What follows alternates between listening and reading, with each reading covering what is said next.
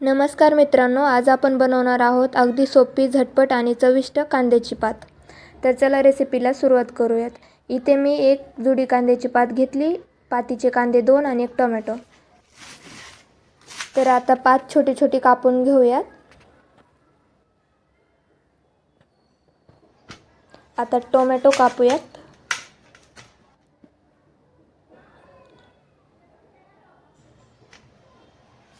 आता कांदा कापूयात. पातीचा कांदा असल्यामुळे तो कापताना सटकतो. जरा व्यवस्थित कापा, नाहीतर सुरी लागू शकते हाताला.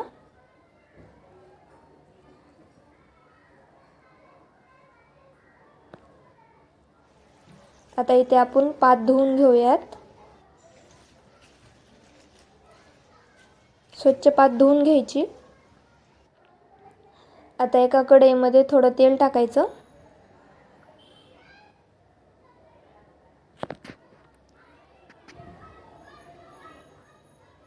तेल छान तापलं की त्याच्यामध्ये मोहरी टाकायची. मोहरी छान तडतडली की त्याच्यामध्ये जिरे टाकायचे. आता जिरे पण चांगले भाजलेत. आता कांदा टाकून घेऊयात.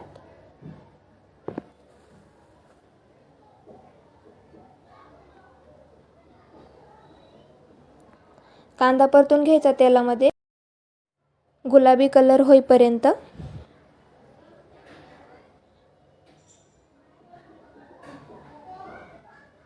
आता ह्याच्यामध्ये ठेचलेला लसूण टाकूयात. तुम्ही चिरून पण टाकू शकतात, पण ठेचलेला लसूण छान लागतो जास्त. आता टोमॅटो टाकायचा.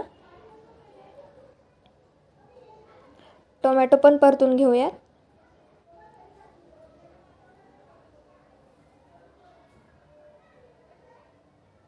थोडीशी हळद टाकायची.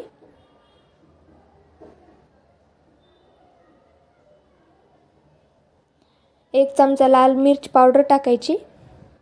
थोडासा गरम मसाला टाकलाय मी इथे, तुम्ही स्किप करू शकतात. आता हे चांगलं परतून घ्यायचं.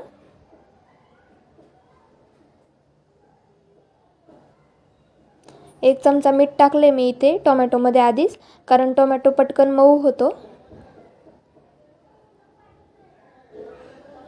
आता कांद्याची पात टाकायची.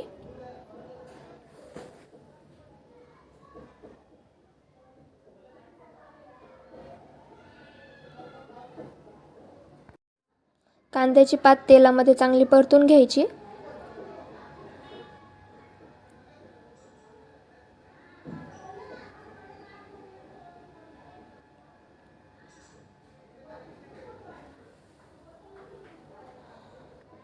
आता मुगाची डाळ टाकायची भिजवलेली.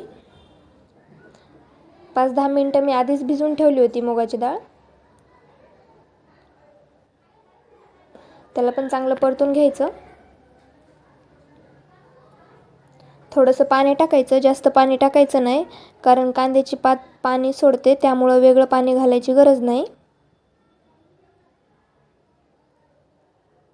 आता इथे भाजलेल्या शेंगदाण्याचा कूट टाकायचा. कुटताना थोडा मोठाच कुटायचा, कारण छान लागतो कांद्याच्या पातीमध्ये. आता मिक्स करून घ्यायचं.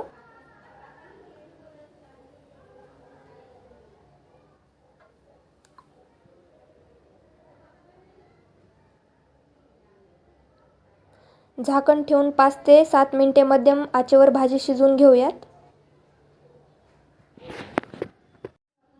भाजी जास्त शिजवू नका, नाहीतर तिचा रंग बदलतो. ही भाजी गरम गरम भाकरीसोबत खूप छान लागते.